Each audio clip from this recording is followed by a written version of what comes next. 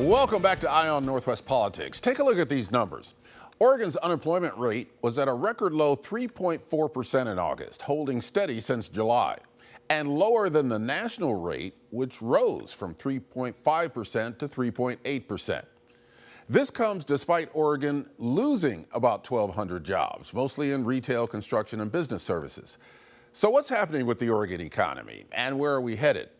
Here to talk about that by Zoom from Salem, State Economist Gail Kiles Krumenauer with the Oregon Employment Department. Thanks for joining Eye on Northwest Politics. Good morning, and thanks for inviting me. Well, unemployment stays at 3.4%, even though we lost jobs. Explain how that happened. Well, what happened is that we did see employers lost 1,200 jobs from non-farm payrolls in August. But what's happening in terms of the labor force is a little bit different.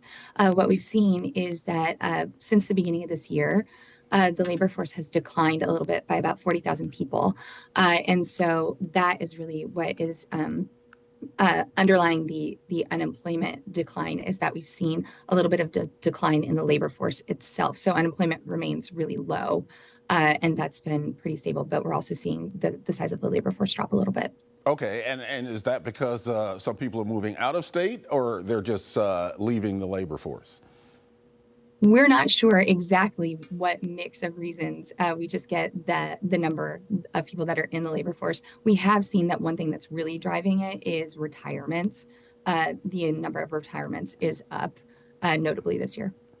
Where are we losing jobs in Oregon? Well, in August, we did see a decline of about 1,600 jobs in retail trade. We also saw a decline of 1,000 jobs in construction, while leisure and hospitality, Oregon's hotels, restaurants, bars, and entertainment places, they added 2,100 jobs in August. Has leisure and hospitality returned to pre-pandemic levels? It has not. It's made a strong recovery over the past year. Leisure and hospitality has added 10,500 jobs, which is a growth rate of about 5%.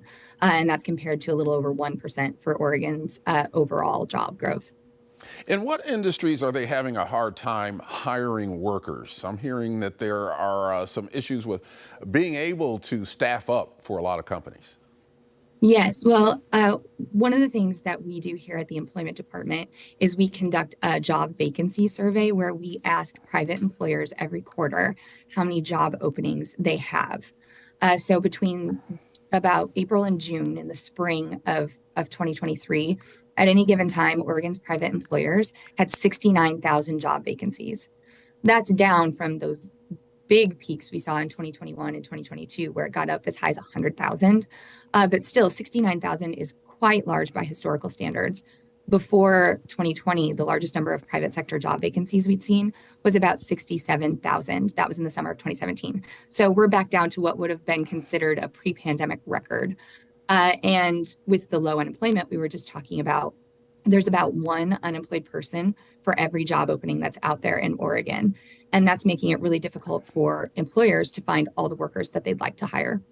What industries are in trouble in the state, if any?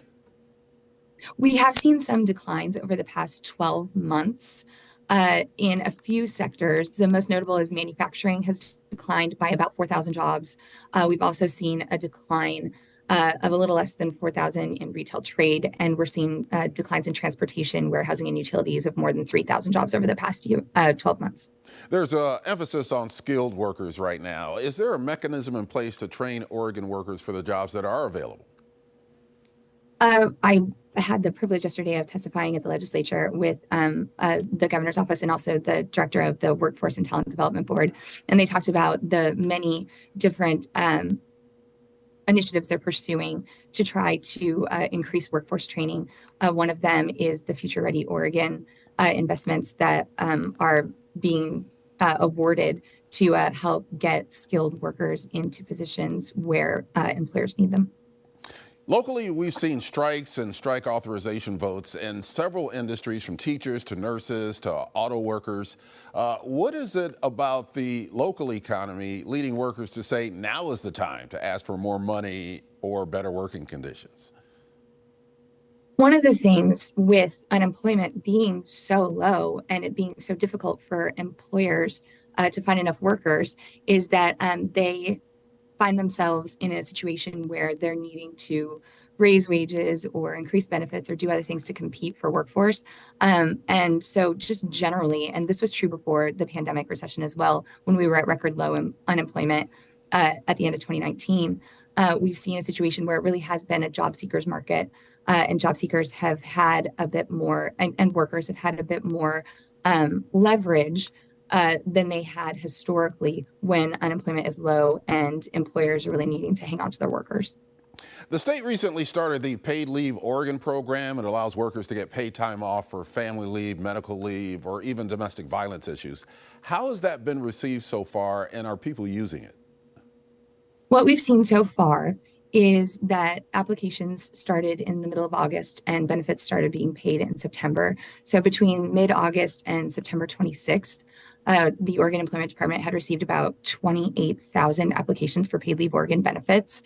And so far had approved about 9,000 of those and paid nearly $8 million in paid leave Oregon benefits. We've got about a minute left, but I wanted to get to this. We have a lot of Oregonians who are working in the tech sector. And how do you see technology as a driver for future Oregon employment?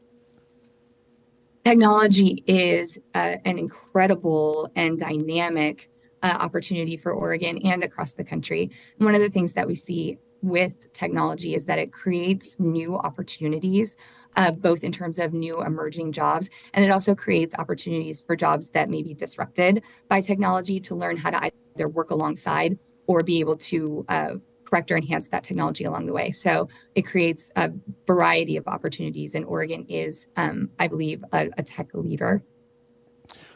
Last thing, when do the new statistics come out, and what do you anticipate them showing? What trends do you anticipate?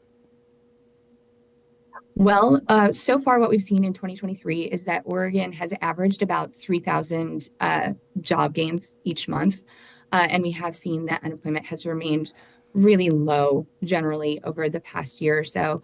And it's hard to say what will happen in the future, but I know that those are the trends that we've seen so far this year. State Economist Gail Kiles Krumenauer, thank you for joining Eye on Northwest Politics. Thank you.